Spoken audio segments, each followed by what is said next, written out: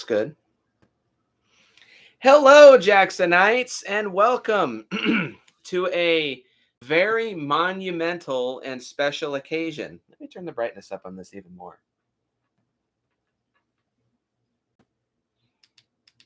That should be better. Where you read the title right. I know I said I need to stop saying that, but I know that I've reviewed this movie before, and I've reviewed it with a guest before, and I reviewed it another time before that. But this truly is a special occasion, and of course, I am dressed for the occasion. Today, I will be celebrating its 25th anniversary. I think that would be considered its bronze anniversary. The 1998 highly controversial and much maligned attempted introduction to American audiences. Roland Emmerich's 1998 Godzilla, starring Matthew Broderick, of all people. And I got a nice snazzy Blu-ray to celebrate the occasion. But to even further celebrate the occasion, I do have a guest, but this will be another first for myself. Seems like I've been doing a lot of firsts for the last couple of years. I will be having a guest in person. Have a seat. Hey, guys. This is not Meadow. This is Victoria, my co-worker and newest best friend, the one who spoiled the fuck out of me with the Universal Classic Monsters set. Yeah, she agreed to join me for this. She's a big fan of my show. Yep, and Godzilla. Right off the bat, before we begin, got to get the word from our sponsor.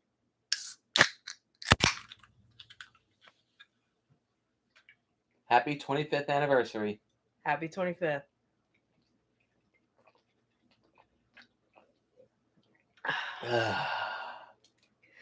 Alrighty. It's good. Okay, so Godzilla 1998. Oh, before I also begin, I am aware that Brendan Tenold celebrated his 300th episode milestone by reviewing this movie on his channel. I had planned to do this video months in advance, and I actually wanted to do this video before he released his episode. But somebody got me sick. Who could that have been? So shit, won't be able to do that on the actual 25th anniversary of this, but whatever, better late than never. Godzilla is a 1998 American monster movie directed and co-written by Roland Emmerich. Roland Emmerich is he German? Yes, he's German. Is a German film director, screenwriter, and producer. He is widely known for his sci-fi and disaster movies and has been called a master of disaster within the industry. He is known for directing films such as Universal Soldier, Stargate, Independence Day, which is probably his most famous movie, and its sequel, Independence Day Resurgence, that literally nobody asked for. The Patriot, which is a great fucking movie. The Day After Tomorrow, and 10,000 BC, which I've never seen, but I've heard near universal hate over. Let's see. Godzilla 98 was released May 20th of 1998. I meant to do this on May 19th, but somebody got me sick.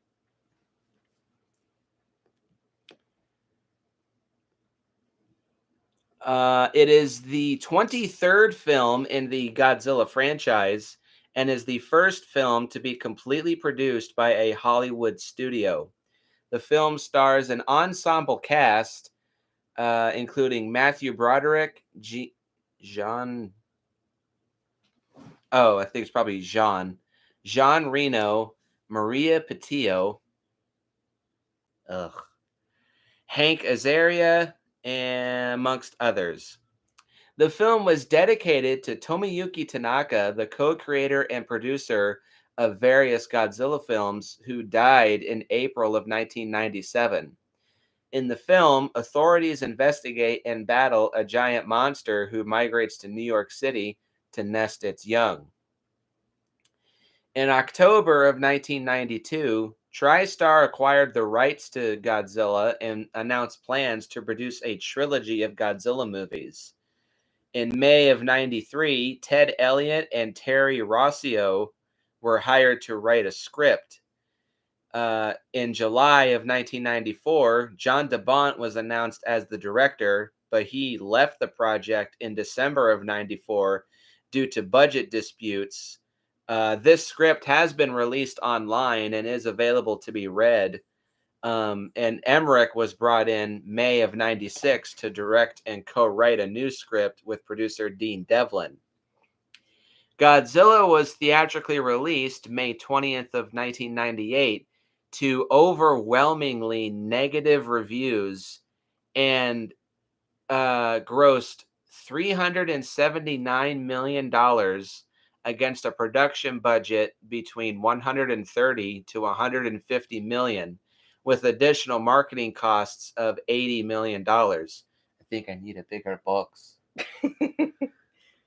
Despite technically turning a profit, it was considered a box office disappointment.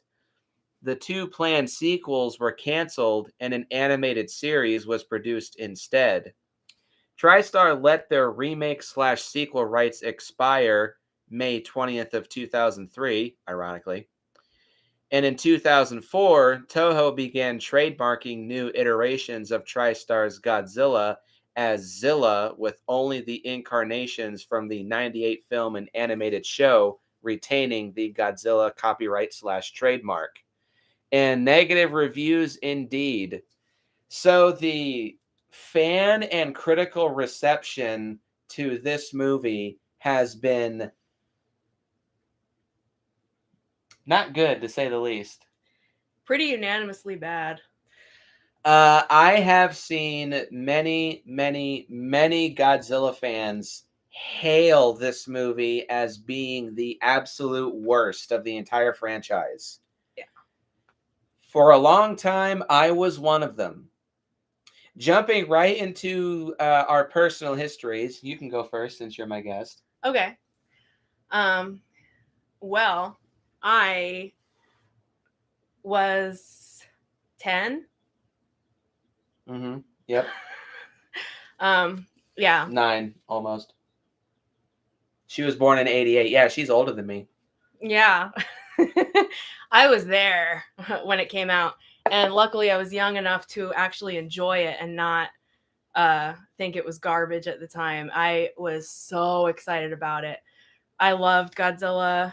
My dad was and is a huge fan of Godzilla. And must be nice. Yeah. I have a really fun dad.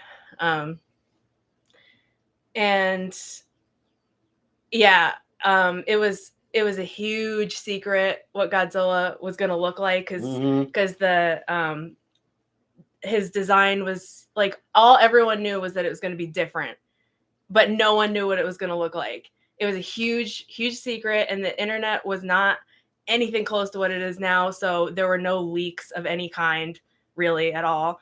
But then the museum trailer dropped. The T-Rex skeleton trailer dropped. I don't remember that, honestly. But I saw it opening day with my dad, and thank you. Thank you. Saw it with my dad. It was, oh my God, so fun. I was just like so into it. I did not care that Godzilla didn't look like Godzilla. It was a giant monster called Godzilla, and I was completely completely into it. She learns from the best. And my dad and I went to the mall or a comic store or somewhere, probably both, right after, and I got a Godzilla shirt. And actually, I have a picture, but oh my god, I loved this shirt so much. I'm not looking. This is me in 1998. Yeah. Okay. Wearing my precious Godzilla shirt. I don't know if you can really see it. Get it up close. You can barely see it. But yeah, it's Godzilla swimming around underwater. Yeah, I loved that shirt. I wore it until it became just a rag covered in holes. And I remember one day, like very soon after the movie came out, if not the day of, I think it was the same day. It was really early, or like the day after. I don't know. But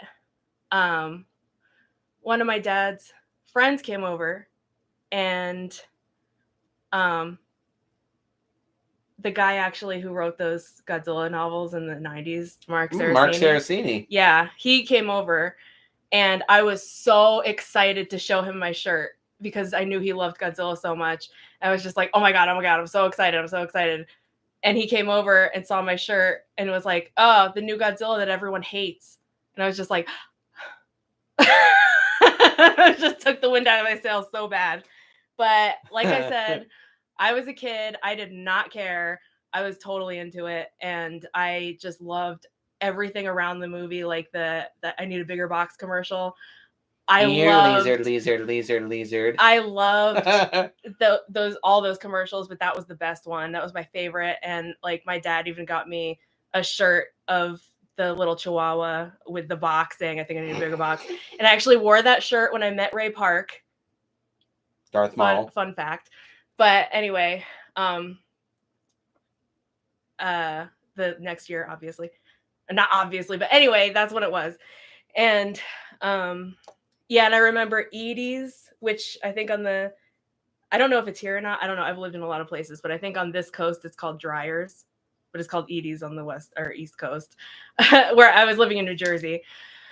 And that's another thing I'll get into later. But yeah, they came out with this Godzilla flavor that had like little chocolate Godzillas in it, and oh my god, getting that was really, it was really fun. Like all that kind of stuff that came out at the time, I was so into it. I had I had Godzilla stationery at school. It was so fun. Can you tell they spent $80 million for marketing on this movie? Yes, and I was all about it. Oh my god, I was the perfect age. It was great. And luckily my dad was into it too. He likes a lot of stuff that like a lot of people trash. Like he's a lot more open to different versions of things. So thankfully he was into it with me. So that was a really fun time. How about you? Alrighty, right off the bat, technically speaking, this was the very first Godzilla movie of the entire franchise that I ever saw. I was born in 97. Of course, this movie came out a little over a year after I was born. This is grouped in with that circle of movies that I keep referring to. The 99 Mummy film, Small Soldiers, Terminator 2, True Lies, Jim Carrey's The Mask, movies like that. Godzilla 98 is rolled into with that group of movies very strongly. This may very well be one of the very first movies that I've ever seen in my life. And because I was an ignorant kid, I absolutely adored this movie. This was one of my absolute favorite films growing up. And when I discovered the larger Godzilla franchise, I still loved this movie for quite a while. But when I started more hardcore using the internet when I was about 10 or 11 years old or so, it was when I discovered how different this movie is compared to other Godzilla movies. And for the longest time, I, of course, viciously hated this movie, along with the rest of the fan base.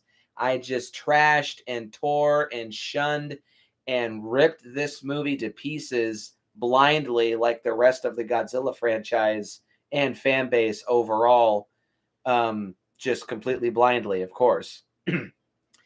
But it wasn't until back in 2018, I hadn't seen the movie in 2 or 3 years at that point. So just on a whim, it was actually when I bought that Blu-ray. I just on a whim decided to sit down and watch it, and it was, of course, around when I was doing my original Godzilla review series back in 2018, but this was a while before that. I just sat down and I watched it on a whim, and I was like, oh my God, I actually do love this movie. And since then, I have been a very avid defender of this film. I unabashedly and unshamedly say this. Godzilla 1998 is one of my favorite Godzilla movies, and it is one of my favorite films of all time. That being said, I think it's kind of like a situation similar to Halloween Resurrection. I acknowledge all of the flaws surrounding the film, and I acknowledge that as a Godzilla movie, it is one of the worst of the whole franchise. Potentially, it might be the worst. A lot of it kind of has to do with Roland Emmerich himself, as we will discuss later. Mm-hmm. But yes, I love Godzilla 1998. Very unabashedly and unashamedly. Anything else you want to add?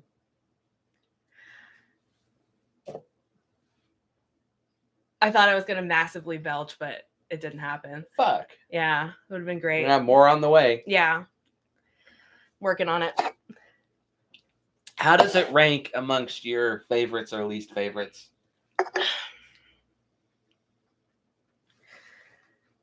Honestly, I have a really hard time. I'm not one of those people who like rejects it as a Godzilla movie, but I have a hard time thinking of it as a Godzilla movie. As we will also discuss later. Yeah. So as far as ranking it, I feel like it's not really. I'll get back to you. Okay. Okay, so because I realize after doing this for almost 7 years at this point, sometimes it gets kind of repetitive listening to me go over the whole plot. So to make it fun, every other paragraph, I'm going to read one, and then she's going to read one, if that's okay with you viewers and you. Oh, well, I'll do my best. Alrighty, so I need another soda. You can go get one. I will. Alrighty.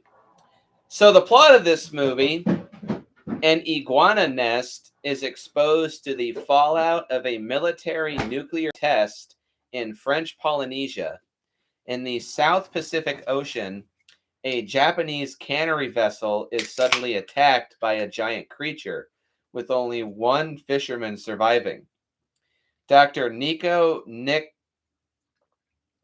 Tatopoulos, an NRC scientist, is in, NRC standing for Nuclear Regulatory Commission, is in the Chernobyl exclusion zone researching the effects of radiation on wildlife, but is interrupted by an official from the U.S. State Department.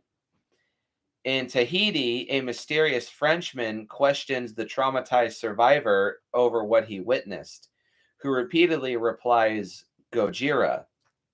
Nick is sent to Panama and Jamaica to study a trail of wreckage leading to the recovered Japanese ship with massive claw marks on it. Nick identifies skin samples he discovered in the shipwreck as belonging to an unknown species. He dismisses the military's theory of the creature being a living dinosaur, instead deducing it is a mutant created by nuclear testing. Radiation isn't an anomaly, it's a clue. All right. The creature travels to New York City, leaving a path of destruction in its wake. The city is evacuated before the U.S. military, on Nick's advice, lure the creature... Oh, okay. Yeah, you gotta bear with me. Lure the creature into revealing itself with a large pile of fish. That's a lot of fish. Beat you to it, Shawnee boy. Their attempt to kill it fails, however, and only causes further damage before it escapes. Nick collects a blood sample, and by performing a pregnancy test, discovers the creature produces asexually, and so is collecting food for its offspring. Where's the fun in that? Nick also meets up with his ex-girlfriend, bitch Audrey Timmons, a young aspiring news reporter. While she visits him, she uncovers a classified tape in his provisional military tent concerning the monster's origins and turns it over to the media, violating national security. She hopes to have her report put on TV as to launch her career, but her boss, Charles Kamen, yeah, uses the tape in his report, declaring it his own discovery, and dubs the creature Godzilla. As a result, Nick is removed from the operation and he disowns Audrey before being kidnapped by the mysterious Frenchman Philippe Rocher, which is the most generic French name aside from Jean-Pierre and Jean-Claude. Revealing himself as an agent of the French Secret Service, Philippe explains that he and his colleagues have been closely watching the events to cover up their country's role in the nuclear testing that created Godzilla. Suspecting a nest somewhere in the city, they cooperate with Nick to trace and destroy it. Meanwhile, Godzilla resurfaces and dives into the Hudson River to evade a second attempt by the military to kill it with a lot of fish, where it is attacked by Navy submarines. After colliding with torpedoes, Godzilla sinks, believed to be dead by the authorities. Hold on. Hopefully you can still read it just like that. Okay. Nick and Philippe's team, followed by Audrey and her cameraman, Victor Animal Pilati. What the fuck? Find the nest inside Madison Square Garden with over 200 eggs. The eggs begin to hatch, and the strike team are attacked by the offspring. Nick, Animal, Audrey, and Philippe take refuge in the garden's broadcast booth and successfully send out a live news report to alert the military. A prompt response involving an airstrike is initiated as the 4 escape moments before the Air Force bomb the arena. A la Independence Day. Nick and Audrey reconcile. Why? Before the adult Godzilla, having survived, emerges from the garden's ruins. Enraged by the deaths of its brood, a la Jurassic Park, it takes its rage out on the 4, chasing them across Manhattan. After a taxi chase, they manage to trap Godzilla within the cables of the Brooklyn Bridge, allowing the... Damn. Go on. Oh, that smell. Surest Ramens. Are you sure? Allowing the returning Air Force to shoot it. Godzilla dies from its wounds. Lame, yeah. And the remaining citizens and authorities celebrate. Audrey tells Kamen that she quits working for him after what he has done to her, before leaving with Nick, Philippe, and taking a tape before leaving with Nick. Philippe, taking a tape Animal was recording and promising to return it after removing certain contents, thanks Nick for his help and parts ways. But in the ruins of Madison Square Garden, a single surviving egg hatches and the hatchling roars, thus ending the film. So, how about this plot? Well,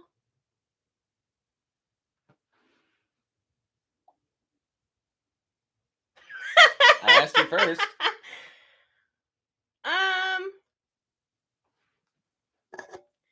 Not my favorite part of the movie. It's okay. Okay, so at first glance, it seems to... Okay, let's just get this right off the bat. This is not a Godzilla movie. This is a unofficial remake of The Beast from 20,000 Fathoms, mixed in with heavy sprinklings of Jurassic Park. Yeah. But if you do look a little bit deeper, the film does try to incorporate elements of maybe not any particular Godzilla film at first, but it does retain some elements of classic Godzilla tropes, and it does feel like a fun throwback to 50s atomic monster movies. That's not inherently a bad thing. I'm a big fan of 50s atomic monster movies. Yeah, definitely. Me too. But this is not necessarily Godzilla. Yeah. At least, well, okay, not to pull a massive Godzilla 98 hater move, but I kind of hate to say it, but this kind of is Godzilla in name only. And I do think, had this movie not been called Godzilla, if Roland Emmerich just simply wanted to do a remake of The Beast from 20,000 Fathoms, which, not like that wouldn't have made money. The Beast from 20,000 Fathoms has its own built-in fan base. There's plenty of people who are big fans of that movie, so surely they would have seen that. But it kind of feels like the reason why this was called Godzilla was for two reasons. One, because Godzilla is a much bigger IP and has much more marquee value than The Beast from 20,000 Fathoms. Oh, yeah. And Roland Emmerich just wanting to be a massive troll. I don't know about that. I mean, maybe. I hope not. Well, it has gone on record being stated that Roland Emmerich is not a Godzilla fan.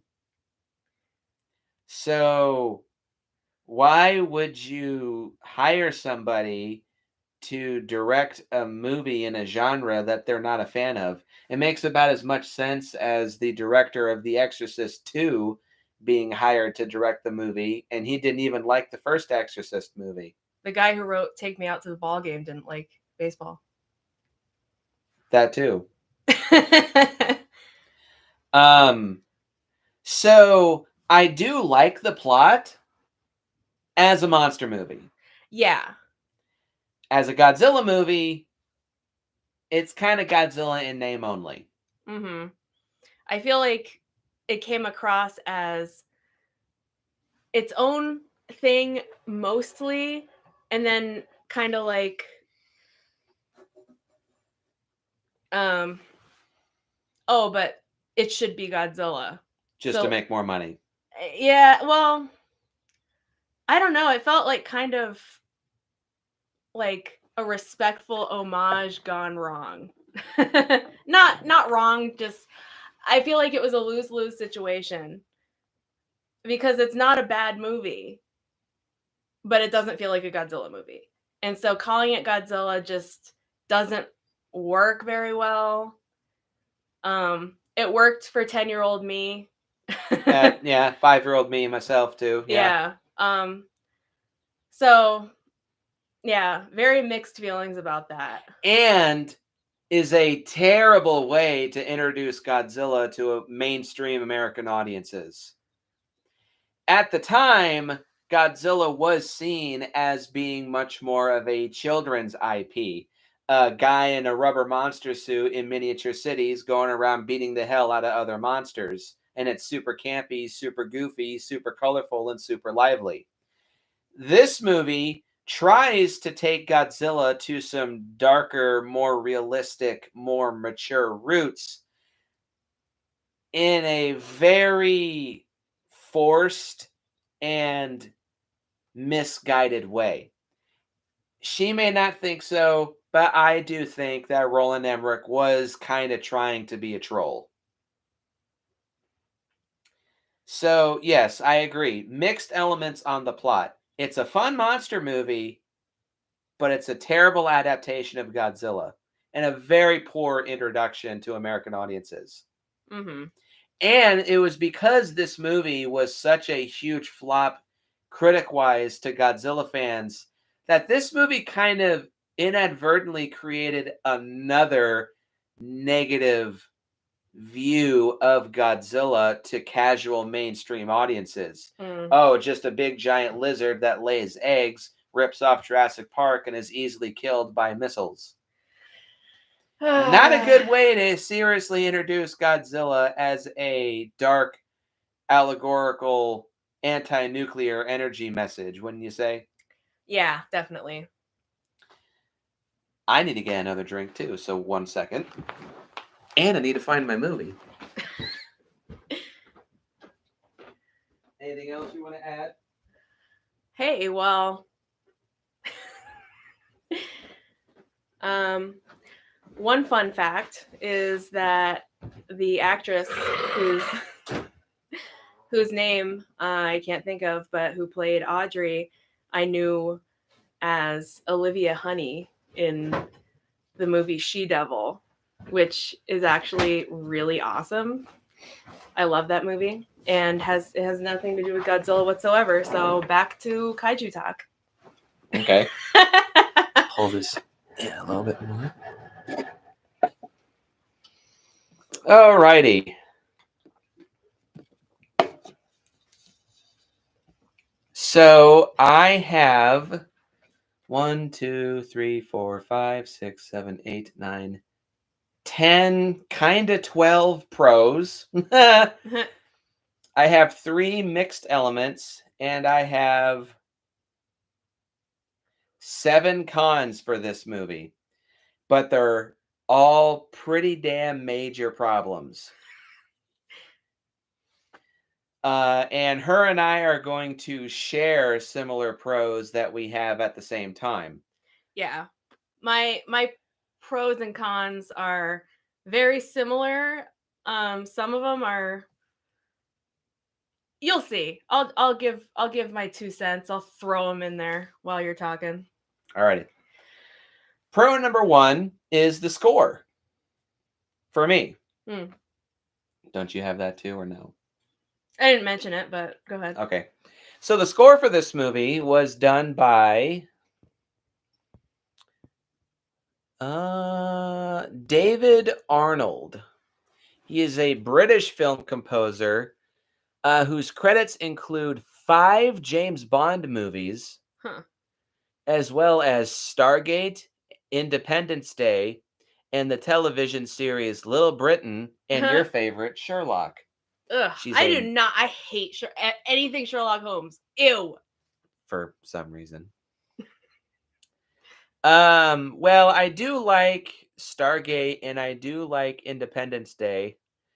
I'm not much of a James Bond fan, so I can't really I've literally only seen 3 James Bond movies in my entire life. I haven't seen any. Planet Moolah. Y'all are twins. You have the same eyes. Do we? Do we? So I can obviously easily say that this is my favorite of David Arnold's scores. If 2014 has taught me anything, sure, it is a shame that this movie doesn't use any Akira Ifukube music. Probably so that Sony didn't have to pay Toho any more money to use any of the music. But What? Okay, I'm getting back to you right now on the ranking. At the very least, I can say that I like it more than Godzilla 2014. I mean, well, I kind of do too, but in different ways. So hold off on that. Okay, go ahead. So, yeah, if 2014 has taught me anything, just because a Godzilla movie doesn't use Akira Ifukube music, that's not automatically a bad thing. This movie's music is obviously very different from classic Godzilla music, but like with 2014, they do their own thing with it. Mm. And I think honestly, the music, both objectively and personally, is one of this movie's strongest aspects because I wouldn't say it's a varied score necessarily, but it is a very well composed, very fitting, and just good score overall. When the film is building tension and suspense, the music accentuates that. When the movie is big, bombastic, and action packed, the music accentuates the action very well. And when I mean, this is cheesy and corny, of course, but when the sappy romantic scenes are on screen, the music at least does accentuate all those romantic moments. So that's good at least. I wouldn't quite say this is one of my favorite Godzilla scores of the whole franchise, but for what this movie is doing, the music is very strong in my opinion.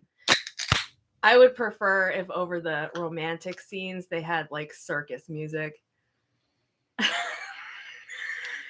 That's what I think of that relationship aspect. Okay.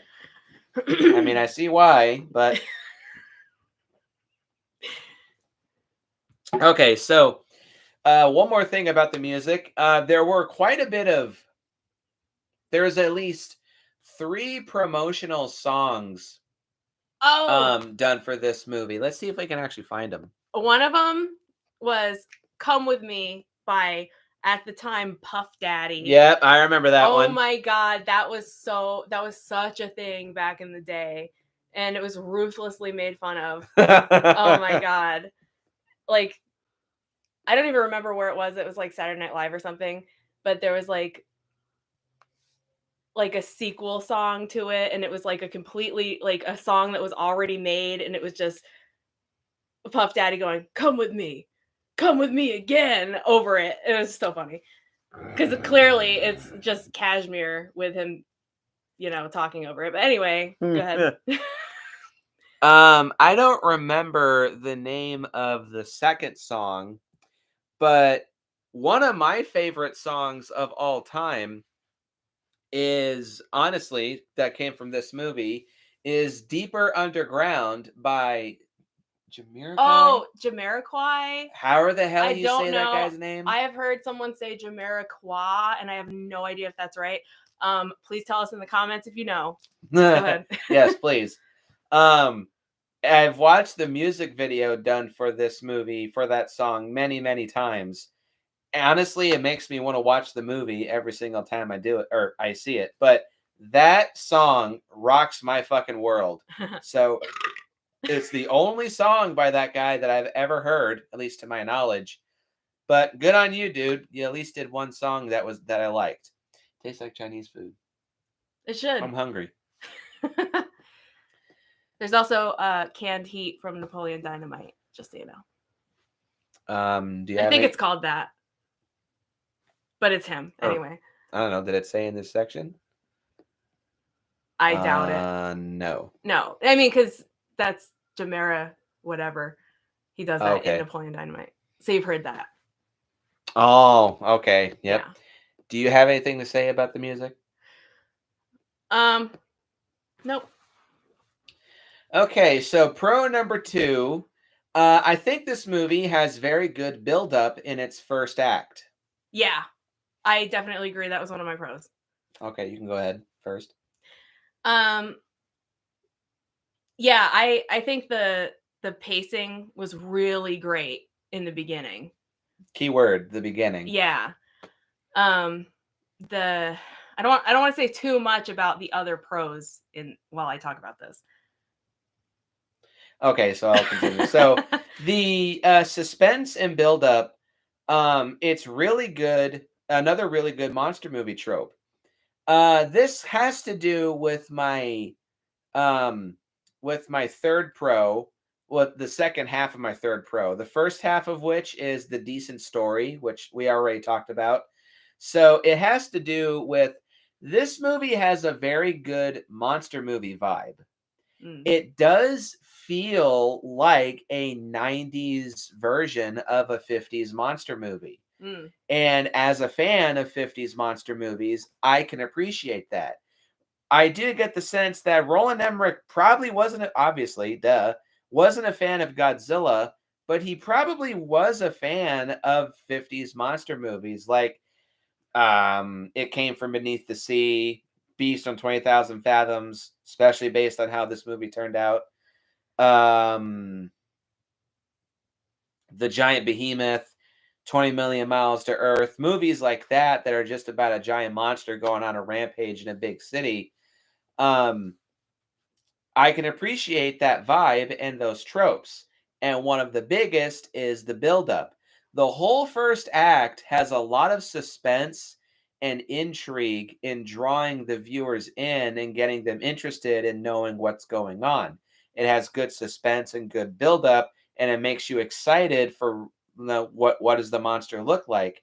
What's the monster gonna do? What happens when it goes on a rampage through the city? When is it going to show up for the first time? It's classic 50s monster movie stuff, and even a little reminiscent of some Universal monster movies too. The Wolfman comes to mind, namely.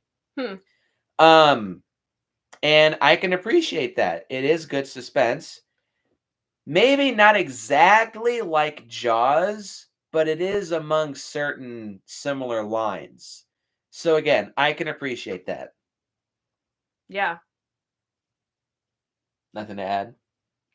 Well, unless you want to go into another pro, one of my pros that I think is one of your pros. What would having that be? to do with Godzilla. Hold on, let me see. Ow. Well, let me see. Is it on here? What, staying true to Godzilla's No, well, origins? I don't see it on there. Maybe okay. Or maybe I don't know. Let me just say it and you can shut me up. Yeah, go ahead. Okay. The reveal of Godzilla himself. The way they went about doing that. That can be rolled up with monster action, so we can talk about that at the same time. Go ahead. Okay. Yeah, I love how they did that because like I said, at the time, like no one knew what he looked like. So the audience was literally with the characters of like not knowing what it was going to look like. You knew something was happening, but like, oh my God, what does it look like? Because nowadays it's like, and you're excited to see it. But like the buildup is like, you're excited to see what you already know pretty much, in a movie like this where, like Godzilla, you know what Godzilla looks like. In this case, you didn't. So it was like, oh my God. And like all the teasing was just so exciting. And the way they did it was so great. Every little peek you got at him, it was perfect until he was like finally revealed. And it was, oh my God, so exciting. Yeah. That's not entirely a pro for me, but I can comment on that too. I do like how they kind of hide him at first. They don't hide him in the case like the promotional material for the giant claw hid the face of the bird because they're ashamed of what it looked like. Yeah. That's not the case with this movie. They show bits and pieces of Godzilla at first when he first attacks New York. What was about 25 minutes into the movie? I couldn't tell you. When he makes his landfall in New York City, when Roger Ebert and Gene Siskel are announcing their campaign to New York.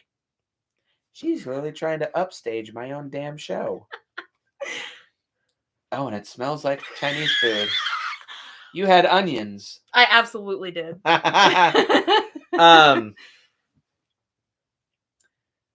Siskel yeah. and Ebert. Yeah, Siskel and Ebert. When Godzilla makes his landfall, they show bits and pieces of him. They show him rising out of the water, but you don't see his face. All you see is his tail and his spines. And then, for the most part, all you see is his legs walking past. You never get a full shot of his entire body. You hear him roaring while he's moving around, but you still don't. Oh well, they do show his face, but they do it in a way that's kind of spooky. There's a shot through Mr. Kamen's office. Yes. Oh my god, that's one of my favorite scenes. That's amazing. You see Godzilla's face, but he's walking past the windows, so his face is a bit distorted. And then Bart Simpson is in complete shock watching him walk past. And then she goes, "Sir, I think your story just walked by the window." He turns around, he's not there, and he's like, "What?" Then his tail comes up. That thing whips around like crazy all throughout this movie. Oh my god, that scene is like legitimately creepy and pretty terrifying, honestly. Yeah, just say what you want about this Godzilla design, but if you were to see that out your window, you'd probably shit your pants. Oh, that perspective of seeing the monster is just so perfect. I love when the any like scenes are shot of seeing giant monsters in a way that it's realistic, like you can imagine you're there seeing it.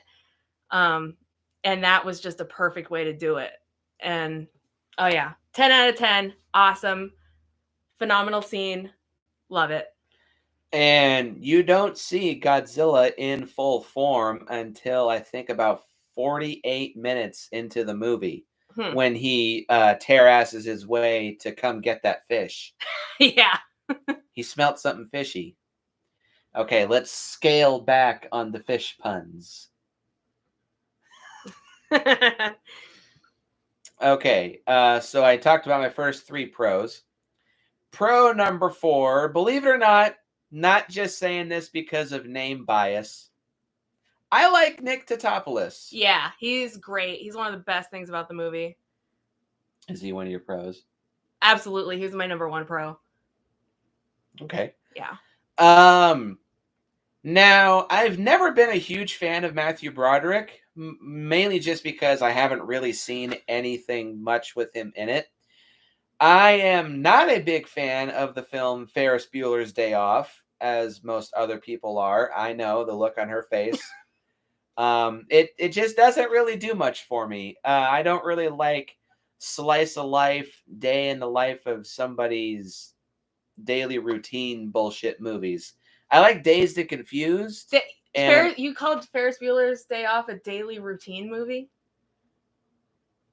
He's a douche. What? We need to review that movie. I don't review comedies. Yeah. You can. She's just saying that so that she can get me to review Tim and Eric's $1 billion movie. The best movie ever made. Which is not happening. I have seen Glory, the Civil War movie. That is a great film, and Matthew Broderick is very good in that film. But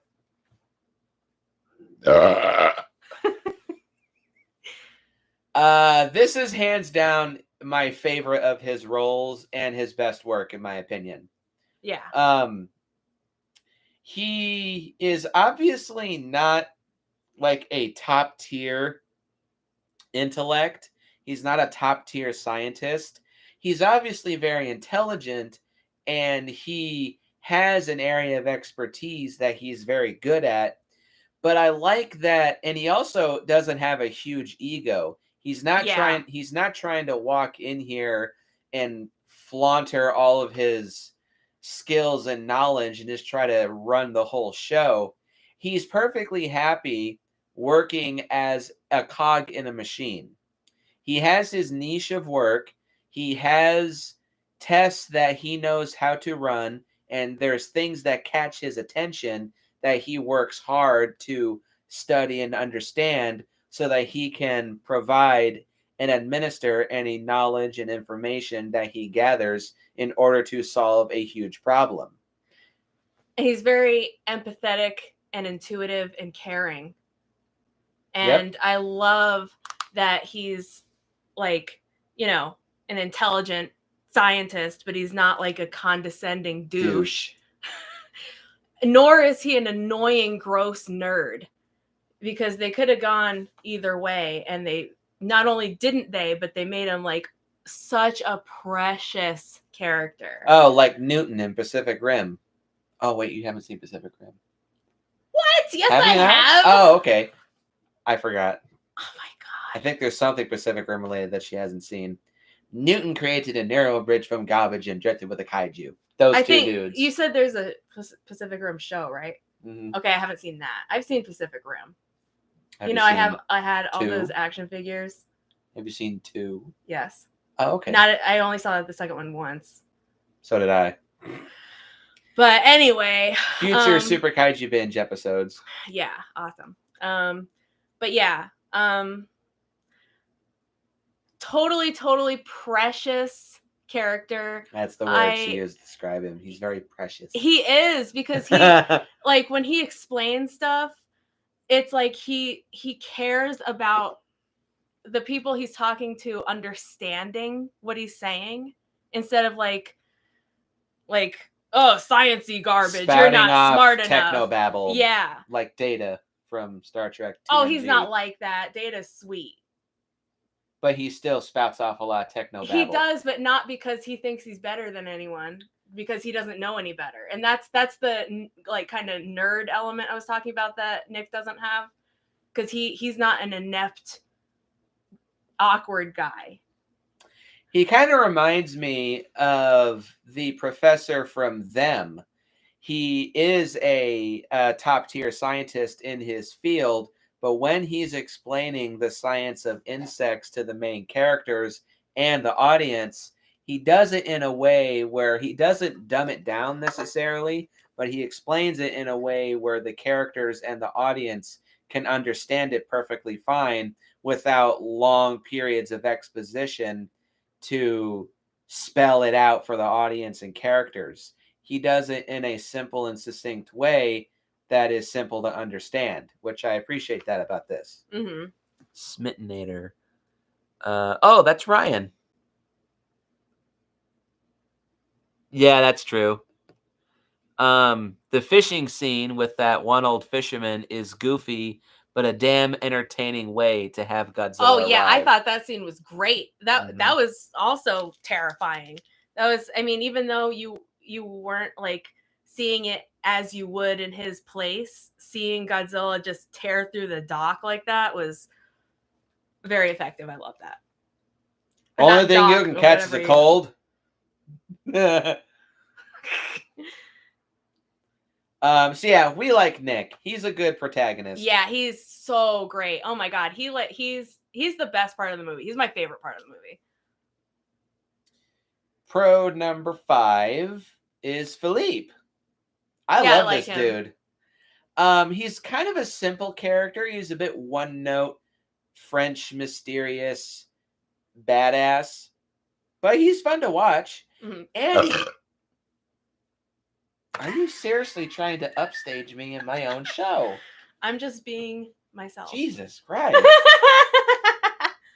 Am I just like nose blind to myself? I guess. But yeah, I like Philippe. He's one note, but he's fun to watch. He's good at thinking on his feet, as is Nick, but Philippe's a soldier. He's even better at it. Mm. He has a little bit of humorous sarcasm, which we'll get into in just a little bit. Mm-hmm. And his chemistry and his camaraderie with Nick is very believable and very strong. He very easily could have come off as being a, what's the word? Abrasive, rude, douchey military dude. Yeah. But he explains his motivation. He explains his method of action, and he tries to relate to Nick on a more human level, not just being a soldier and a patriot for France, but he wants to work with Nick for them to all pool their resources and solve a big problem together. Sure, the methods of him recruiting Nick to his cause are a little questionable, but he explains why he did it, and it's in a way that Nick can empathize and agree with. And eventually, he's just like, "Okay, I see what you're doing. I'll play ball. I'm in." Yeah, yeah. He easily could have been an unlikable character, but he wasn't, and it really worked. And I thought he was a really good character. And I do have things to say about him in that other pro. Which is what? The humor? Yeah. Which is the next pro number 6. Yeah. Is the humor. This movie is not, it's not like out and out funny, and it's not like Godzilla King of the Monsters or Kong Skull Island funny, but it does have a slight tongue-in-cheek sense of humor to it, which is amusing. Yeah, I love how it's not overdone, and when it kind of is, it's like still kind of funny in like a cheesy way, not in an annoying way, to me anyway. But most of the time the humor is like kind of subtle. Like for example, at the end, when hold on, let me She has her own notes. let me consult my notes.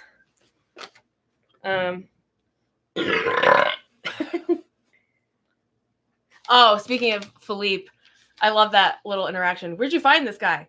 He's from France. Like like no shit. Yeah. Like that's hilarious to me, and it's not, you know, something like,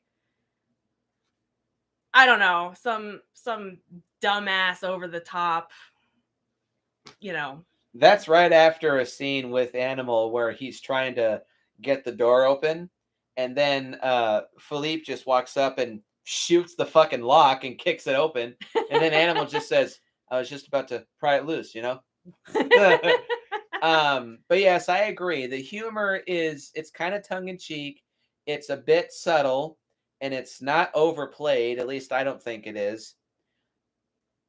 There is an element of the humor that can be seen as a con, which we will get to later, but there's some stupid funny lines. Obviously, the most famous of all is when all the dump trucks are dumping all that sushi, and Nick just decides to play Captain Obvious. That's a lot of fish. But he's so precious that it's like it's fine that he says that. He's such a little angel. We did all this and we did nothing to him. Oh, that's not true. We fed him. That's so cute. My favorite recently is when Nick is in the elevator getting away from all the velociraptors. Yeah, I'm not even going to sugarcoat that. He comes up to a floor where all the baby Godzillas are eating all that popcorn. And he's got like, what was it, like 5 or 6 in that room? They're all looking at him. And he just goes, wrong floor. Shut the doors. What else can you do? Yeah, really, nothing. That cracks me up quite good. I love at the end where like, I hate that this happens, but when Nick and Audrey, like, you know, have their little, like, oh, let's try to, you know, rekindle our thing, whatever, and then they kiss and it's all romantic, whatever. How you doing? You all right? I could use a cup of coffee. Like, it's so funny, but not in your face. Like, hey, audience, did you get that? We're being funny. It's just funny. And I love that. And there are a bunch of scenes like that I really appreciate because I hate like obnoxious humor in Hangover. Ugh. Well, I mean, at least that's supposed to be a comedy. I don't like comedy in doesn't movies. Make it funny though. In movies that are not comedies, unless it's done in a way like this. Like, I can appreciate this. That's my opinion. Oh, and there's a last thing about the humor. I don't know why this was implemented though. There's a running gag throughout the movie where they keep fucking up Nick's last name. There's Nico Papadopoulos. There's Nico Tapadopoulos. There's Nico Tapadopoulos. Why do you guys keep fucking up his name? I think... Is it supposed to be funny? I think it was maybe just an outlet for the actual Tatopoulos guy, because I'm sure he's gotten that his entire life. Patrick Tatopoulos, one of the special effects supervisors. Yeah, I'm sure he's actually gotten that, and he just wanted to be like, you know, he wanted to heal from that and put it into a movie and show people this is what happens. It's annoying. Pro number 1, 2, 3, 4, 5, 6, 7. This is a bit of a minor one. The rainy atmosphere. So about 90% of this movie takes place in New York City, and 90% of the time it is constantly raining. Mm-hmm. The only scenes when it's not raining is when they're in Tahiti and Panama. That is it. For the rest of the movie, especially when Godzilla first attacks, it's constantly raining. And I love it. Yeah. This is one big reason why the rain in Godzilla King of the Monsters doesn't bother me at all. I like rainy weather in movies. Hell, the first 20 minutes of Rob Zombie's Halloween 2, it's pouring ass rain. And I love it. I take a lot of comfort in rainy weather. I live in Washington. I live in the Northwest. It's very cold and rainy and dank most of the time. It's just what I'm used to, and I like it.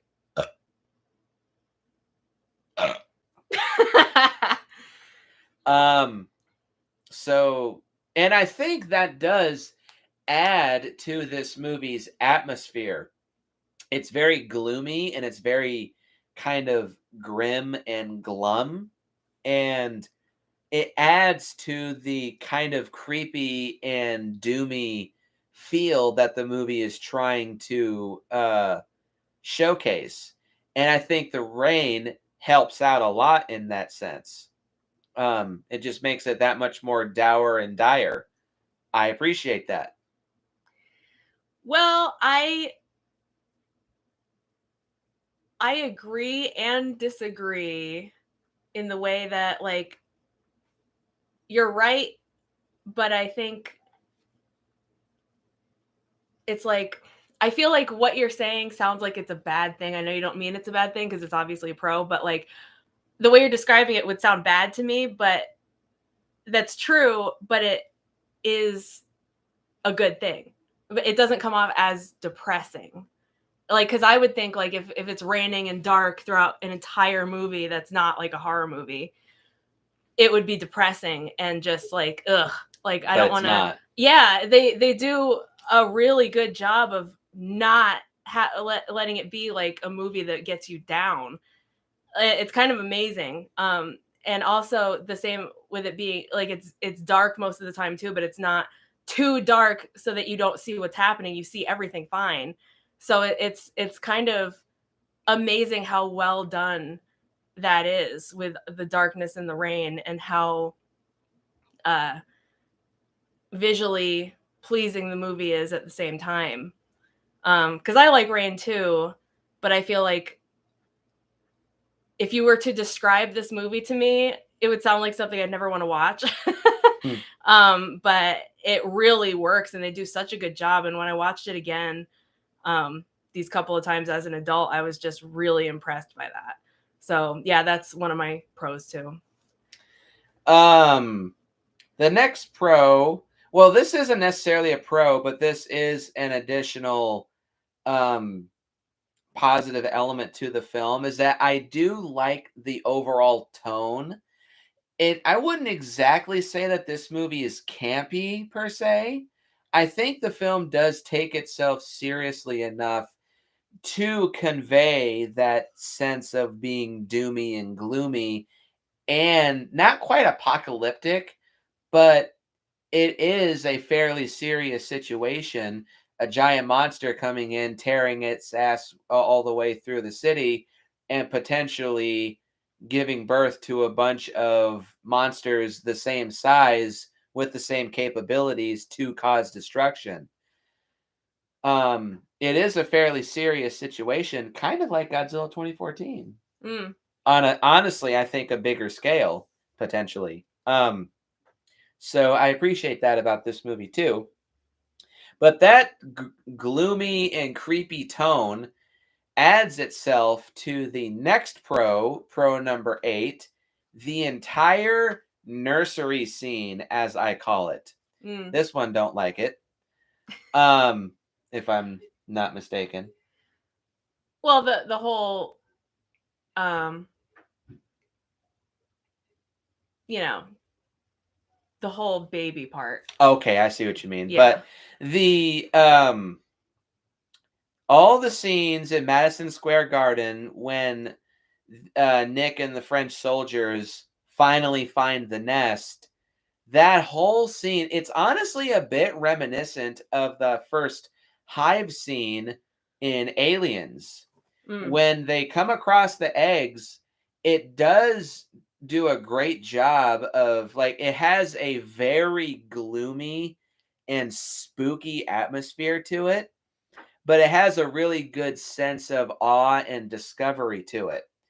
And especially when they turn on all the floodlights and they discover 224 eggs, I believe, was the exact total of eggs in the nest, which that's another kind of funny scene. Nick is like, oh, there's probably more than 20 eggs here. Oh, way more. And then when the lights turn on, Philippe just goes, start counting. Oh my God. And it also, like, because Nick was theorizing beforehand in the movie that Godzilla was going to lay maybe a dozen or a little more so eggs. But when you discover there's literally hundreds of eggs all throughout this nest, it does a good job of raising the stakes and making you realize, oh shit, this is a big problem. Yeah. And well, this is a little bit of a dumb move on Nick's part, because just like, why would you do that? But when the babies start hatching and when they're about to start hatching, that's some good suspense. And when the babies start hatching, it is kind of spooky, mostly with the sounds that the babies make. High-pitched screeches and low croaky, not like moaning and groaning, but these low spooky noises that they make. When the first baby hatches, it lets out this screech, and I feel like it's calling to its siblings to start hatching. And then the rest of the eggs start moving back and forth, and you're just like, oh fuck. And once the humans all start getting chased by all the babies because they smell like fish, so the babies think that they're food, they're driven into Madison Square Garden. And then there's a big problem to this movie, or this part of the movie, which we will save for the cons. But still, the idea of being chased all throughout a building by a bunch of flesh-eating reptilian monsters, the idea is scary in and of itself, and there are some decent spooky moments all throughout. Namely, when one guy comes across a building, or not a building, a door that they previously thought was sealed shut, he walks across it and he sees that it's been torn open, and you can hear the babies crying and screeching, but there's nothing there. You can hear them, but you can't see them. And then he realizes he's right behind me, isn't he? Then he turns around and he gets swarmed by a bunch of baby Godzillas. It is kind of spooky, and it's just overall extremely entertaining watching all these baby velociraptors, running all over this building trying to eat all these people. It's thrilling, entertaining, spooky, and cool. So yeah, I love the nursery scene. Saving my comments for the cons. Pro number 9 is the monster action.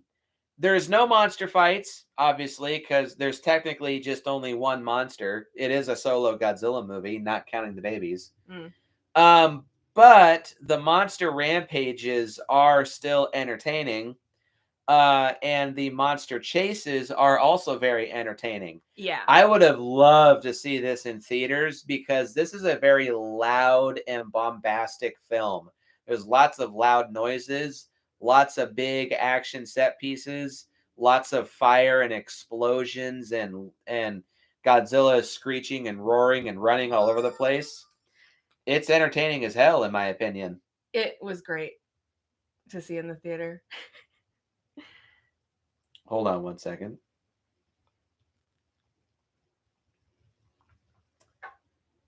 Spousal update. One moment. Okay. Not much to say about the monster action. It is just a bunch of chase scenes, but still, they're all a lot of fun. And I will say, the final chase scene when Godzilla is chasing after Nick, Philippe, Adrian animal in that taxi cab, it's honestly one of my favorite bits of monster action of the entire kaiju genre. It's quite long. I think it's about a 15-minute long chase scene. There's lots of stages to it. There's lots of close calls where Godzilla almost snatches them up. Even though it leads to one of the most infuriating and piss-poor scenes in the entire kaiju franchise, it's still a very entertaining, very thrilling chase scene. It's awesome. Yeah, it is. And this will lead me into my final 2 pros. I guess 11 and 12, or was it? No, 10 and 11 is, in my opinion at least, the amazing special effects / this movie's big production value. To quickly talk about the second one, this movie shows that it cost $150 million. It's a big budget, big cast, big name, lots of special effects, very explosive movie, a la Roland Emmerich's typical shtick. But mainly to talk about the special effects, I think that they are fantastic. This technically was, well, no, there's 2014, but this was the first time where Godzilla was primarily portrayed with CGI effects, even though there was a fair bit of practical stuff incorporated into this movie as well. For the most part, Godzilla is CGI in this movie, using a 50 centimeter tall maquette as the design piece and scan model. I think the special effects are pretty damn awesome. The CGI models for the adult Godzilla and some of the baby Godzillas all look really good. There's lots of fire and explosions all throughout the movie, and those all look great. There's a few miniature shots here and there, namely when Madison Square Garden gets blown up, again, a la Independence Day. That looks really good. And through James Rolfe, when he re-reviewed Godzilla 2014 back in 2016, He pointed out that there was quite a bit of practical effects in this movie. And yeah, he's right. There are quite a bit of practical effects. There are only 4 shots in the entire movie where the adult Godzilla is portrayed by a man in a suit. Those look fine, but the main area of practical effects that I want to focus on is, of course, the baby Godzillas. The nest itself is an actual set, and most of the eggs were full-size eggs. Though only one of them actually hatched. They had a hole built into the egg that could have a replaceable patch put over it that could be torn and cracked into multiple times. Every time a baby came through it, they just took off that piece and put a new one over so that a new baby could hatch. But the eggs all look great. They look very realistic and very believable and very well built. And the practical, there's both suits for the baby Godzillas and there's puppets. The puppets and animatronics are very well done, very well detailed, very maneuverable, and very believable as being baby Godzillas. A lot of the scenes with the guys in suits for the babies were either enhanced or completely overwritten with CGI. This was mostly due for practical reasons because as hard as they tried, the suit actors had a hard time like running inside the suits because they were so imbalanced. They kept falling on their faces. So a lot of those scenes with the practical suits were cut from the film, and whatever was left over was digitally enhanced. That's kind of a shame. So instead of just discarding all of those suits, whenever there are baby Godzillas that are just standing still, for that they use the suits. They had the feet bolted to the floor so that they could stand in place a lot easier, and they just move the heads and arms and jaws around. It works for what they were doing. And there is one problem with the effects with the baby Godzillas, but I'll get to that later. But for the most part, I think about 95% of the time, the effects are top notch. Going back to the CGI adult Godzilla, um, because this movie, a lot of it takes place at night, I think that does help to hide the fact that Godzilla is completely CGI. During the day, there are some pretty obvious shots where Godzilla is CGI. I don't think it necessarily looks bad, but it looks 25 years old. Yeah. There are some green screen shots that do stick out a little bit like a sore thumb, but it's mostly during the day. All of the CGI adult Godzilla shots that are at night, I think, look perfectly fine, and they look pretty damn good. Except the only CGI at night for the adult Godzilla that I do think looks bad is when he's underwater. Yeah. Looks like a cutscene out of Godzilla Save the Earth. Is that a game?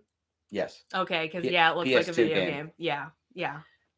Thankfully, it's not a very long scene when Godzilla's being chased by submarines. But still, that's definitely the weakest CGI for the adult Godzilla.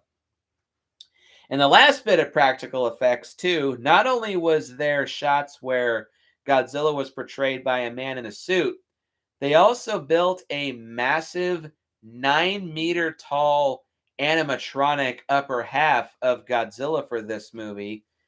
And I think it looks absolutely phenomenal.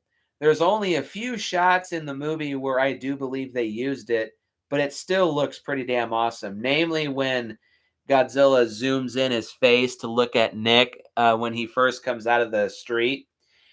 And also for the second fish trap. There's a few shots that are close-ups on Godzilla's eye where that is obviously the animatronic Godzilla. And it looks great, in my opinion. Again, a $150 million budget was spent on this.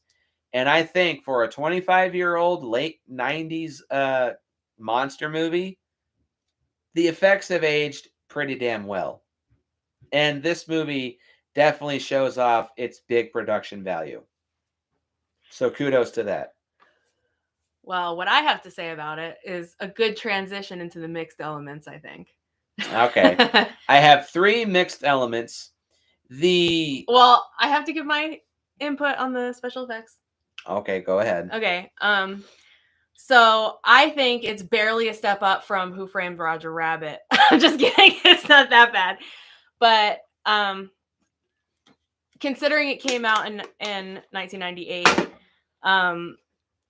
it really is pretty impressive. I remember how big a deal it was that there was so much CGI in it, because it was like a huge feat at the time to put that much CGI in a movie and have it look decent. You thinking of something else? Well, Independence Day comes to mind. There was a lot of CGI for that too.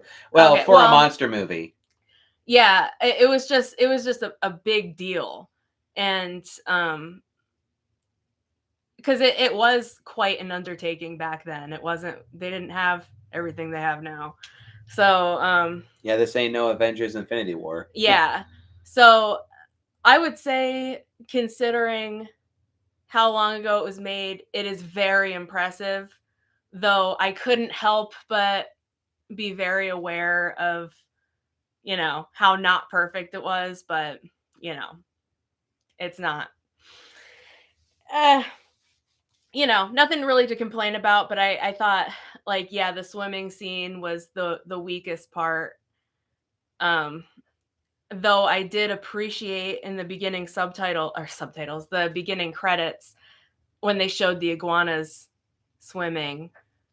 As nice bit of foreshadowing. Yeah, and then when you see Godzilla swimming the same way, that was really awesome, but it was kind of dampened by the video game graphic quality. No pun intended, because it's underwater. Oh my god.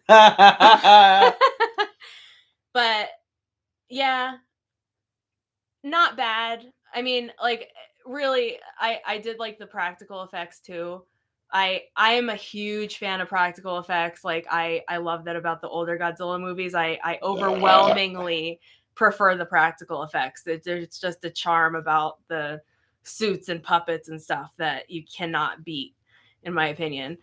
But I mean, considering everything about the time and how big a deal it was and just how different this movie is, just overall, I do appreciate it for what it is. So, should I talk about what I feel about the babies now? Is it a mixed element? It's a con. No. All right, okay. So I have 3 mixed elements. I don't have much to say, especially since actually all 3 of these have an element too that's a major con. So I'm going to breeze through these kind of quickly. I do think the pacing is a bit hit or miss. I have had like 5 sodas, so I'm going to run to the bathroom. You do that. And then bring me another one when you get back. Okay. Please. Yeah, I do think the pace is a bit hit or miss. For the most part, it does move along at I wouldn't say quick, but I do think it's a bit brisk. But at the same time, it knows how to build tension, and it brings the audience along in its crap, I lost track.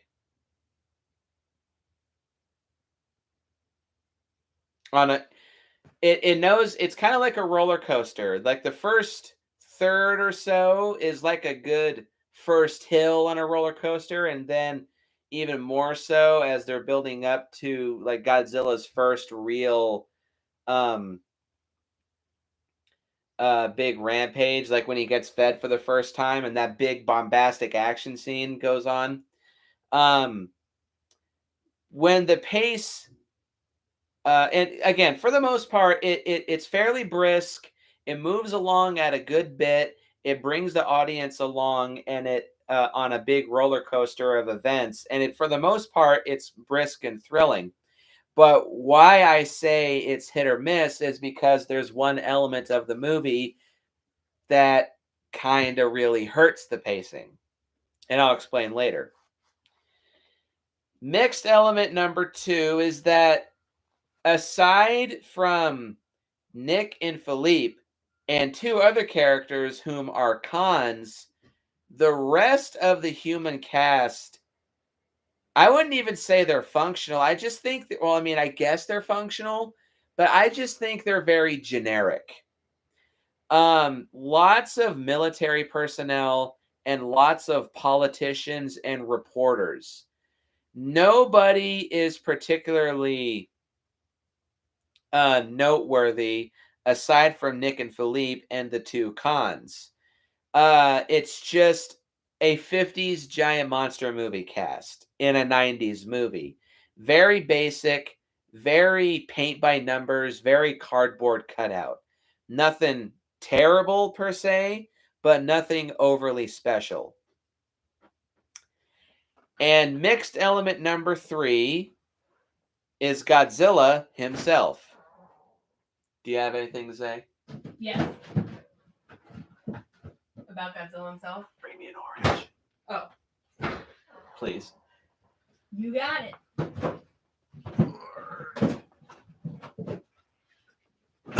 Okay. Is this a transition into your cons talking about Godzilla? Sure. Okay. I hate Godzilla's design. Cheers to that. Not really, but yeah, strap yourselves in. We have a lot to say about our cons. For one thing, I see what they were doing with the iguana Motif. look or whatever, like iguana motif. No, what's the word I'm thinking of? Iguana whatever. But I hate it. Like, his jaw is so ugly. He has such an ugly face. I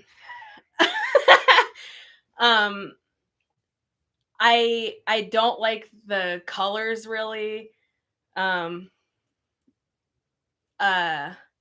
Head on, he looks like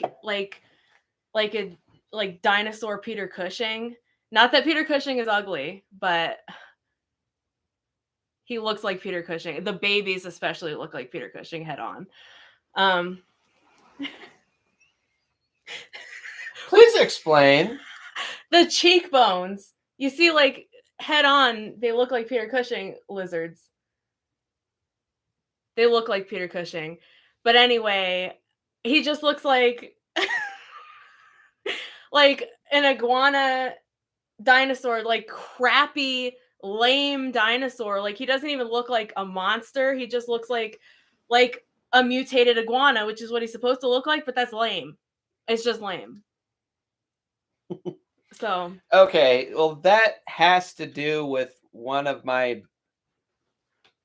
I didn't even realize that I didn't add that as a con. Oh my God, I thought you said I didn't realize I didn't hit record or whatever.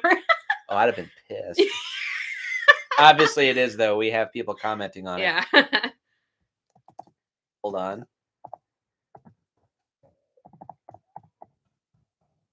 Okay, so now I have 8 cons. Okay, so as a monster, Godzilla looks fine. But as a new version of Godzilla, Godzilla sucks. I definitely would probably say, of the whole franchise, this movie's version of Godzilla is the weakest incarnation of Godzilla of the entire series. Mm-hmm.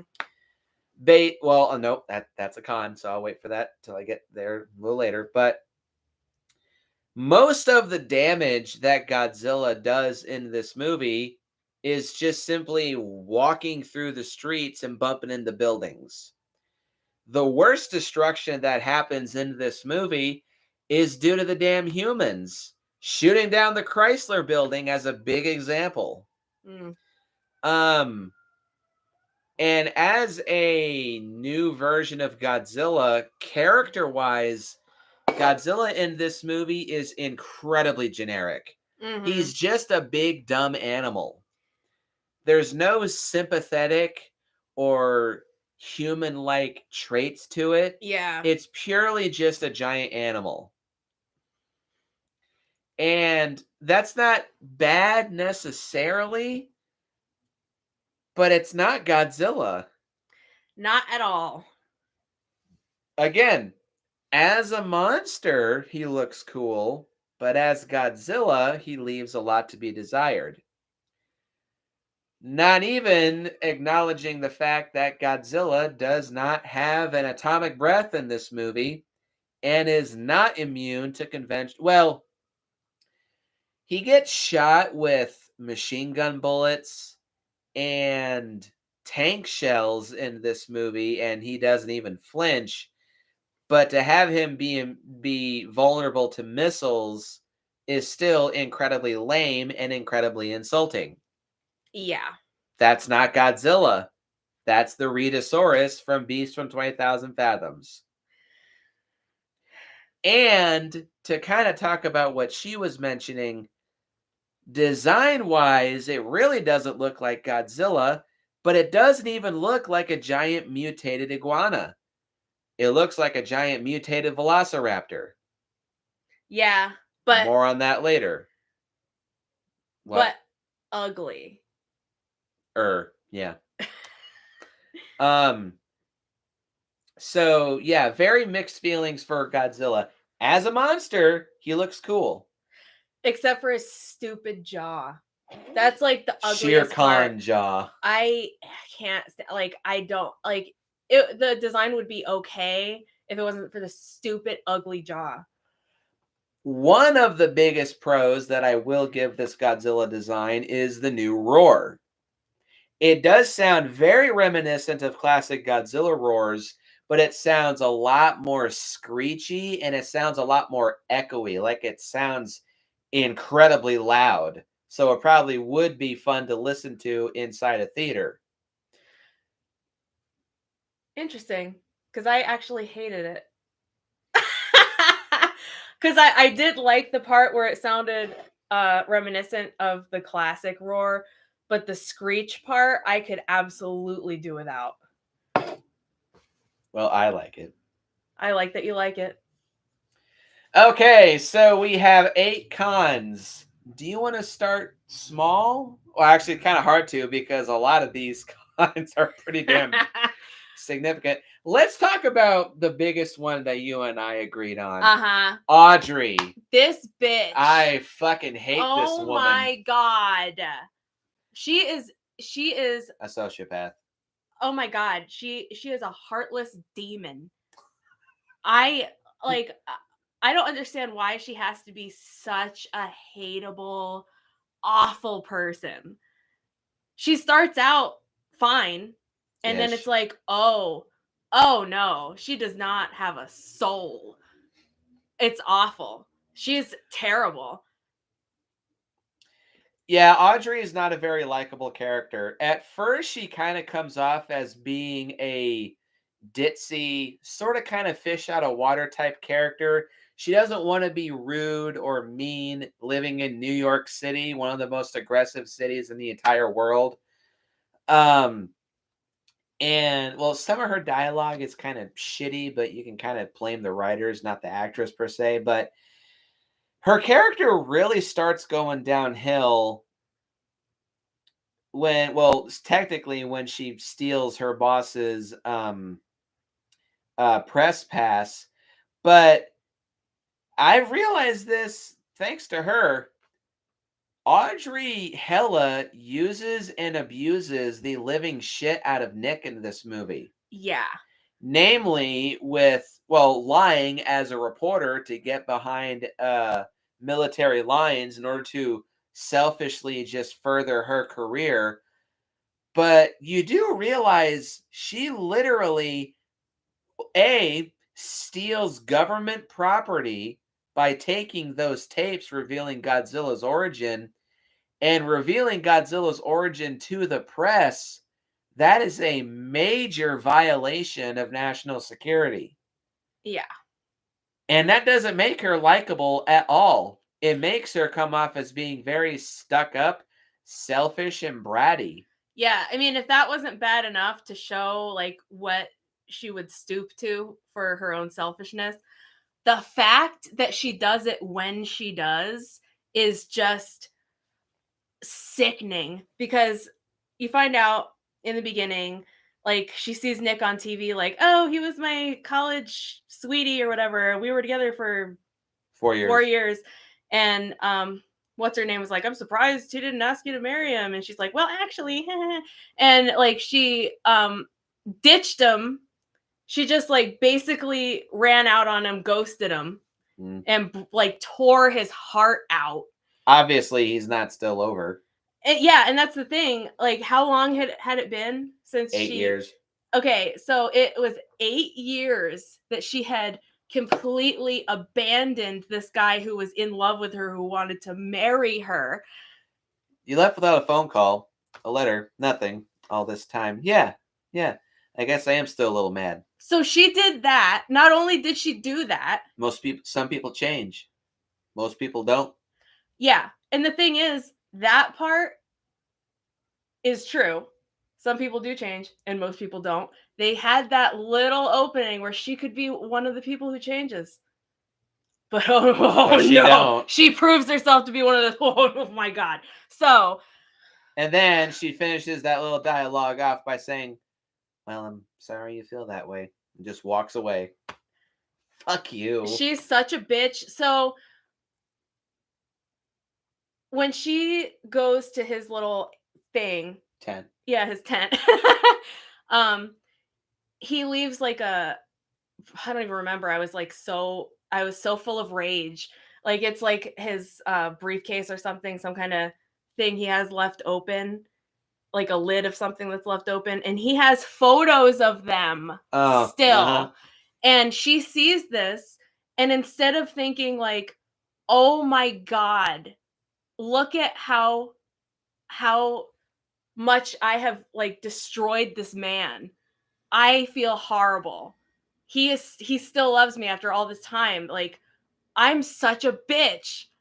Instead, she looks at it and goes, aw, that's sweet. Wow, bitch, you're evil. That is such an insane reaction to have to see. Like, anyone who sees that and reacts that way, you are a psychopath. So after she sees that and knows what's going on and knows how he still feels, she proceeds to rob him and destroy his career in the process. Temporarily, but still. Fuck you. And then she has the audacity when he very civilly, like with a lot of restraint, kind of puts her in her place and says, hey, you've kind of fucked me over doing what you did. She throws a fit. Instead of apologizing and saying, damn. Instead of apologizing and admitting what she did was wrong, well, Jesus Christ.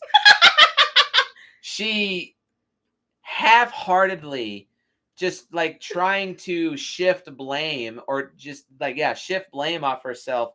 She half-heartedly says, I shouldn't have done it. If I could go back and change it, I would. But very unsincerely, in my opinion. Yeah. And then when she's pitching a fit in her bedroom and acting a fool, I don't get the sense that she's legitimately sad. I get the sense that she's pitching a fit because she just got called out for bad behavior and she doesn't want to be called out for bad behavior. And after all that, she didn't even get her fame or whatever. So. Oh yeah, because it got stolen by her boss. Yeah. So it's like, oh yeah, I was a bitch, but I didn't get what I wanted. So wah. And she's just so hateable, unbelievably hateable. And that is the only weakness I would say about Nick's character, that he just can't resist her, even though she's such an awful, soulless person. I'm actually going to get rid of one of my cons. It was crappy dialogue, but I don't think it's a huge problem. It can just be kind of wrapped up with some of the stupid humor. Is that all you have to say? That's all I have to say about Audrey. She's a bitch. Yeah, I could go on with variations on the same thing, but that's basically it. She's horrible. My con number 2 is Major Hicks. He's annoying. I cannot stand this guy. Is he one of your cons? He wasn't like. He's just kind of. He's just kind of there for me. He's annoying. I have a huge problem with this guy, mainly because he is incredibly unlikable. Because he's incredibly. Hello, hi. Meadow just got home. He's incredibly unlikable because he's incredibly dismissive and arrogant. He kind of reminds me of Dallas from the original Alien. He constantly wants to cut corners and dismiss anything that he thinks is stupid, and he just wants to act like a typical hard-headed, shoot first and ask questions later type of military official. And whenever something is shown to him that he doesn't understand, he arrogantly and ignorantly just dismisses it as something that he thinks is stupid. And he's just like, okay, let's lay this trap for the creature and shoot it when it arrives. That's not going to work. And you're going to cause more problems for yourself. And when he's told that his plans won't work, he is so vicious and abrasive. And that's another huge problem I have with Hicks. His demeanor and attitude towards everybody in this movie is incredibly off-putting. He always refers to Nick as the worm guy in a very condescending and insulting tone. Mm-hmm. The only time that he calls Nick something other than the worm guy is right before he gets kicked off the project. Our worm guy, Dr. Totopoulos, has found blood. And during that scene, I'll give some credit. That's the one time when he's willing to actually sit down and listen to scientists talk and come up with a better plan other than shoot first and ask questions later. But that's really it. That's the only scene where he's not like that. And then the rest of the movie, he's just so abrasive and mean. Like one scene that is, even as a kid, this was very off-putting to me. When Sergeant O'Neill comes up to him, played by Doug Savant of Desperate Housewives fame, as me and Meadow know him best as. Right, honey? Yep. He's told by Hicks to find all the tunnels that Godzilla have been tunneling through all over the place, and Hicks tells him to seal them off. He comes up and says, how do we do that? And he's like, well, you fill them with cement, brick them up, put landmines in them, bombs. I don't care. Why are you acting like this, dude? He's asking a simple question. And his demeanor is just incredibly off-putting to me. Well, what I think is that even though he's so unlikable and frustrating, I think he represents a very real element in life. Like, seriously, in this type of thing, and really so many situations in life, there's always this like pain in the ass red tape or some kind of barrier between, like, using common sense. And he's that part of it. So I feel like it's it's necessary. So it's doesn't mean it's fun to watch. I agree. So I understand that it's a con, but it also doesn't strike me as one because it makes sense to me that it's there, and it's just, don't hate it as strongly. Audrey is just so hateable that she outshines anyone else's hateability. Okay. Is that all I have to say about Hicks? Yeah, that's really it. Oh, another let's leave that alone. Yeah, Hicks is very unlikable, very abrasive, very off-putting, very dismissive, and very much just a giant douchebag, in my opinion. I like the actor who plays him, though, because he went on to play Shia LaBeouf's dad in the first two Transformers films. So I like the actor. I just don't like the character in this movie. Con number 3. This movie loves ripping off Jurassic Park. Yeah. Holy shit. Not half, but a good third of this movie.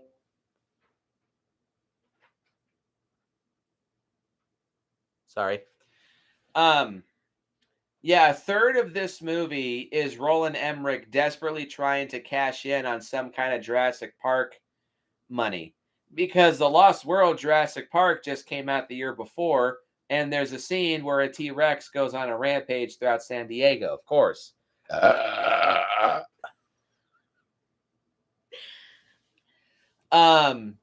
It mainly has to do, there's maybe a little bit of Jurassic Park influence in Godzilla's design in and of itself, because he looks like a giant theropod dinosaur. But it's really with the nursery scene where a lot of the Jurassic Park ripping off is done. The baby Godzillas look like velociraptors, straight up. They really do, and I don't like that. I don't either. They run like them. They kind of sound like them. They hunt in packs like the velociraptors. And there's one scene that feels like it was torn straight out of Jurassic Park. There's, of course, the iconic scene in the original Jurassic Park where one of the velociraptors learns how to open doors. There's another scene in this movie where you see the baby Godzillas bumping open doors with their noses. To me, it really comes off like they were really trying to rip off Jurassic Park with that. And, well, even if they weren't trying to rip it off, it was just so similar that it was cringy. Yeah, that too. Sorry. To talk about the special effects real quick too, regarding the baby Godzillas, I think they are the... What are you doing? You're not even close to being on screen. The baby Godzillas are hands down the weakest CGI in the film. Especially when they're in bright lights in the hallways of Madison Square Garden. It's very obvious that the baby Godzillas are just CG walking around. When they're in the nest, the CG baby Godzillas look better because it's more dimly lit. So they kind of match the colors of their surroundings. So the CG doesn't stick out quite as much. But yeah, they're the weakest of the special effects of the whole movie. Like, weaker than the underwater Godzilla shots, in my opinion. But yeah, this movie unabashedly rips off Jurassic Park, and it sticks out like a sore thumb. Well, like I said, I don't necessarily agree about it ripping it off, but I do think that it's too similar to Jurassic Park in ways that I don't like, because Jurassic Park is amazing, and this is just like watered down Jurassic Park, and in what universe is that supposed to be Godzilla? Like, that's incredibly lame. I felt like the whole baby Godzilla part was just like a little, like, total distraction from the movie. I felt like it was very out of place. I did not like it. Agreed. I just felt like it was like a mini movie about dinosaurs. Yeah, you could take that entire section of the movie and stretch it into one entire film. It wouldn't be necessarily a bad movie, but it's not Godzilla. I felt like it was Jurassic Park meets Chopping Mall, but really, really lame. Like, in the worst way. And yeah, the CGI was not strong. And yeah, I just was not a fan. And I thought Godzilla should have been more the focus. And I felt like bringing in the baby Godzillas like that kind of writes him out of his own movie. Yeah, I thought that really weakened it. These next two cons have to do with each other. There's lots of scientific inaccuracies in this film, and I think there's a lot of forced realism. To list off all the well, not all of them, but all the ones that come to mind. The scientific inaccuracies. Okay, the first one that comes to mind. There's a shot near the beginning of the movie where there's a building that has a gigantic cavernous hole into it. There's no way in hell that building would still be standing. So much of its internal structure was torn away, it would have just collapsed upon itself. But I think that was just done to look cool. Yeah. I can forgive a lot because there's so many movies where, looking awesome is the priority. So I don't care about much else. I am aware this is a giant monster movie. You're really talking about scientific inaccuracies in this movie. In this movie in particular, they kind of stick out like a sore thumb.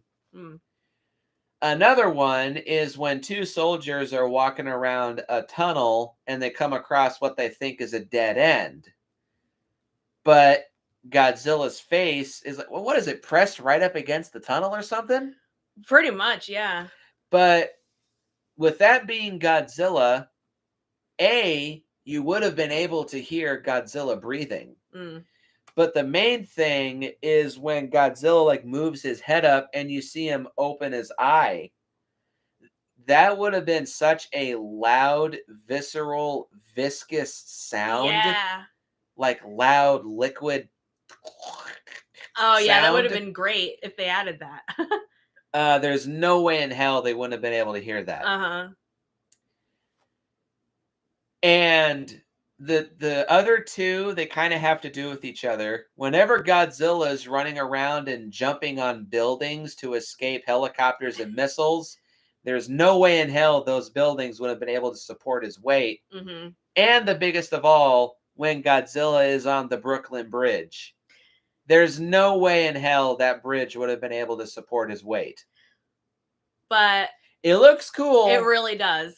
That's one of my favorite parts. But it's incredible. It sticks out like a sore thumb because you're just like, wow, that would not happen. There's no way in hell that would happen. Well, a giant lizard wouldn't happen either, but sure, yeah. I did love that scene though. That was so awesome until the super lame part happens.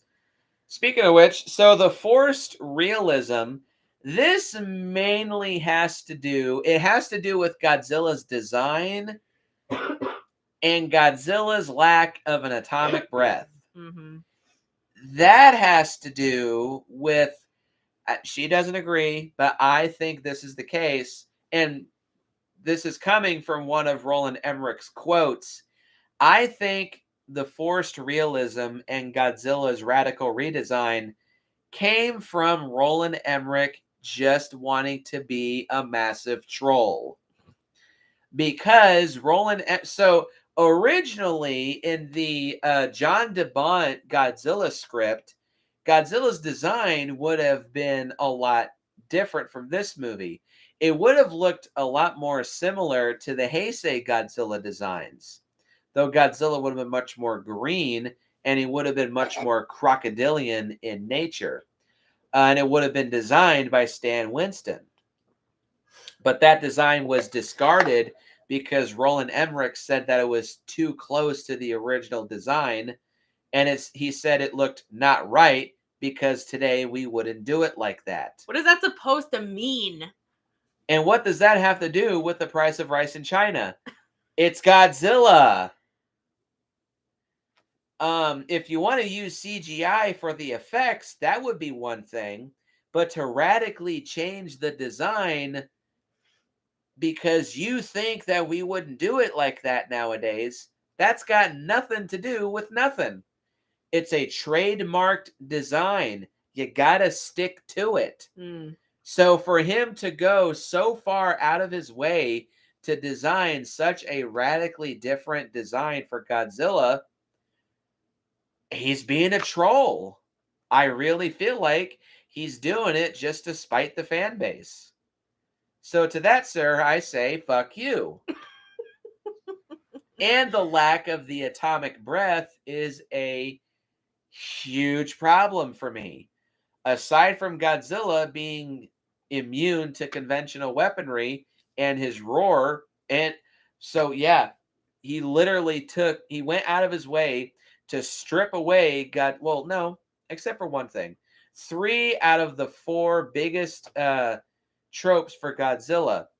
They took away his atomic breath. They took away his immunity to conventional weaponry. They took away him fighting another monster. So there's a 4th one. And they took away his design. All they retained was the roar. But it feels like Roland Emmerich was just trying to troll the fan base. So again, to that, sir, I say, fuck you. Yeah, it's a shame. It's very lame, extremely lame. Con number 6 is the crap romantic tension. Oh God, yeah. So awful. Maybe not quite as cringy as I don't like sand. It's coarse, it's rough, it's irritating, and it gets everywhere. A la Attack of the Clones. But that's really where all the shitty dialogue kind of comes in too. But whenever they try to force this abusive relationship between Audrey and Nick, that is where I say that the pacing is hit or miss. When it focuses on that romantic tension bullshit, the pace comes to a screeching halt. Yeah. I don't buy this relationship. I don't buy Nick and Audrey's chemistry, and I just don't buy them as a couple. Not at all. They're almost as bad as Anakin and Padme in Star Wars. Yeah, because at least if they had some chemistry, I mean, I feel like that whole element wasn't necessary anyway, but the whole thing about Audrey being such a total bitch, it makes it confusing and frustrating, and it's just totally out of place in every way. And okay, the biggest problem that I have with this movie, Godzilla dies. Yeah. It's retarded. It's not Godzilla whatsoever. Yeah, it's just a lame iguana with an ugly jaw.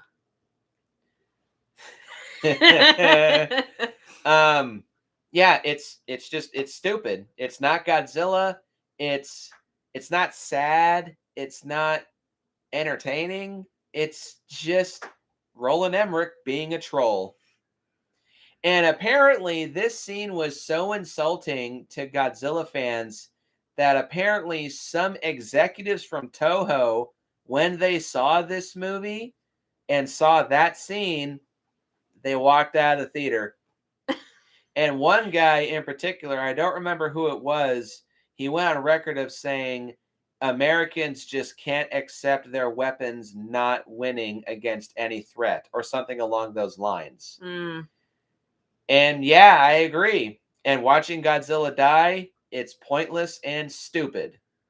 Yeah. Fuck it. Yeah, and yeah. It just is so unnecessary and insulting and just pretty anticlimactic. That too. Yeah, and after not really having a chance to get attached to Godzilla, this version of Godzilla, feels kind of like, soulless. Yeah, and like the whole distraction of the baby dinosaurs, like you totally forget you're even watching a movie that's supposed to be a Godzilla movie, as if it was easy to feel that way in the first place. The whole dinosaur thing throws it off, and then like, oh, it's dead. Oh, and this is a Godzilla. What? And then these two are together. Okay. Yeah, so it's stupid. That is all I have to say about Godzilla 1998. What are your final thoughts? Despite all we have said, I really enjoy this movie. Yeah, me too. Meadow is over here completely flabbergasted. She doesn't. She like, this ugly fucker, he died. But it's a good movie. Yeah, I know. For the record, viewers, Meadow absolutely despises this Godzilla design. She doesn't. I don't like the lizard look. No, she don't. I like it when he has thick thighs. Oh yeah, Me thick too. Godzilla. Thickzilla. Yeah. Thickzilla. I agree. Yes. Even though this movie has a shit ton of problems, well, not a shit ton of problems, but it's got crippling flaws, I still love this movie. This is one of my favorite movies of all time, and this is one of my favorite Godzilla movies of all time. But having said that, it's a terrible Godzilla movie. Yep. It's a terrible adaptation of Godzilla, and it's a terrible attempt to Americanize Godzilla. This is not how you do it. 2014 is how you do it. At least better. It's a better Godzilla movie, but not a better movie. This is a more entertaining film overall Yeah. than Godzilla 2014. Mm-hmm. But 2014 is a much better Godzilla movie. Yes. It's a much better adaptation of Godzilla, especially for American audiences. Mm-hmm. So, what do you rate this movie? Oh boy. 7 out of 10. Okay, that's respectable. I will be rating this movie on 2 separate scales. I don't generally like to do that much now anymore, but I feel like it is warranted here. Objectively, I give it a 5. Mostly just because this is a big movie, a big budget movie, and it shows that big budget off very well.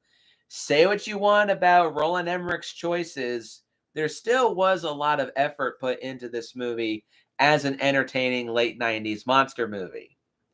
And it is an entertaining late 90s monster movie. But it's not Godzilla. Yep.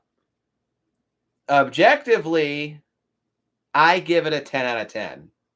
Not a perfect solid gold 10 out of 10, mind you, but just a 10 out of 10. A basic 10 out of 10. I do love this movie. It's very rewatchable, very nostalgic, very entertaining, and is a big comfort movie for myself.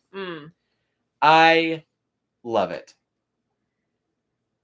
So, that, viewers, was my 25th anniversary edition of Godzilla 1998 review. This was a lot of fun to do. Thank you very much, Victoria, for joining me for this. This was a lot of fun. Thank you for having me. It was. Do you have anything to plug or no? No. Not Okay. yet. Not yet. Stay tuned. Okay, cool. I'll let you know when she has something going. Yeah. Post your comments down below and let me know what you think, and hit the like button and hit the subscribe button and share this video with your friends. Look forward to future episodes of Super Kaiju Binge. But after this, we'll take a brief break from Super Kaiju Binge and go back to maybe not even just what's the word? I like to have a theme for certain occasions, but for this occasion, we have to go to another world. A Jurassic World, maybe. And I will see you guys in the next video.